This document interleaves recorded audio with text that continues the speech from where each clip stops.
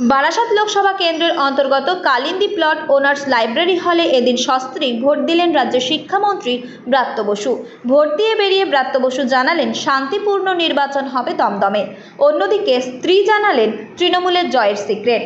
স্ত্রী পৌলমী বসুকে সঙ্গে নিয়ে শিক্ষামন্ত্রী ভোট দিতে আসেন তার ভোট কেন্দ্র কালিন্দী এলাকায়। সেখানেই ভোট দিয়ে বেরিয়ে একাধিক ইস্যুতে মুখ খোলেন তিনি, সঙ্গে মুখ খোলেন তার স্ত্রী পৌলমীও। মহিলা ভোট পুরোটাই তৃণমূলে আসছে তা নিয়ে আশাবাদী খোদ শিক্ষামন্ত্রীর স্ত্রী। পৌলমী বলেন, লক্ষ্মীর ভাণ্ডার ভোটের বড় ফ্যাক্টর।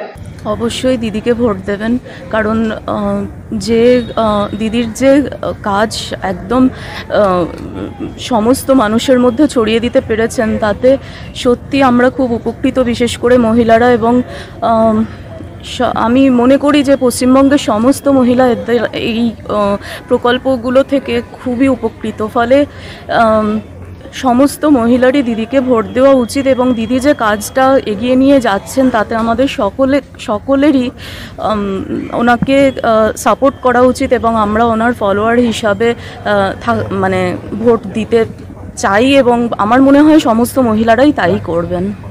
ব্রাত্য বসু জানান, অন্য কোথাও ভোটের হিংসা হলেও দমদম এলাকায় ভোটের হিংসা কোনোভাবেই বরদাস্ত করবেন না তিনি। কোথাও কোনো রকম অসামাজিক বাতাবরণ তৈরি হলে তৎক্ষণাৎ তার ব্যবস্থা নেবেন শিক্ষামন্ত্রী এবং নিজের সতীর্থ ও তৃণমূল প্রার্থীর জয়ের ব্যাপারে 100% আশাবাদী ব্রাত্য বসু। লক্ষ্মীর ভাণ্ডার মহিলাদের অনেকটাই স্বনির্ভর করে তুলেছে বলেন শিক্ষামন্ত্রী স্ত্রী পৌলমী বসু। দমদমে তো শান্তিপূর্ণ ভোট, সকাল থেকে সমস্ত বাড়ি খবর আসছে শান্তিপূর্ণ ভোট হচ্ছে। এক্ষুনি আমার প্রার্থী বিদায়ী সাংসদ এবং সম্ভাব্য সাংসদ সৌগত রায়ের সঙ্গে আমার এক্ষুনি দেখা হবে, আরও ডিটেলে তখন জানতে পারবো। এখন তো আমি আমার এলাকায় আমরা দুজনে ভোট দিলাম, এবার আমি যাব আমার এলাকায় যাব। তাই বাংলায় সমস্ত মহিলারা যে তৃণমূল সুপ্রিমো মমতা বন্দ্যোপাধ্যায়ের দিকেই থাকবেন সে নিয়ে অনেকাংশেই আশাবাদী পৌলমী।